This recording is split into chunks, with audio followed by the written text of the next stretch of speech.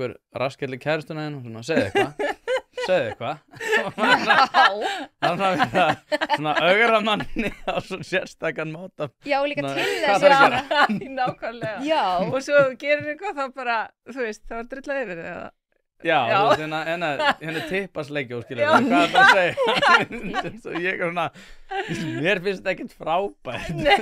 já, það er svona eins og sé vera að skapa.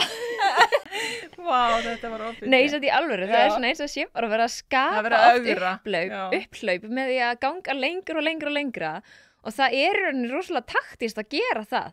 Af því að eins og ég hef örugglega nefnt hérna áður, við búum í svona upphlaupa menningu á Íslandi. Sumir myndi örugglega kalla það móðsýki, mér finnst það bara persónulega ljótt orð.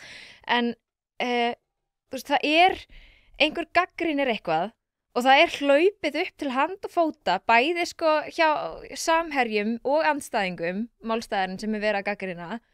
Og það verður eitthvað þvílíka hafaríð, fólk kemst að við búum náttúrulega í litlu samfélagi þannig að fólk kemst aldrei einhvern veginn frá þessu og þetta mun alltaf á röndum í marga vikur og mánuði. Þannig að ég skil bara rosalega vel að Jóa Bollnum sem er kannski einhver pabbi Siggu í grunnskóla, þorir rosalega lítið að segja af ótta við svona múæsing bara.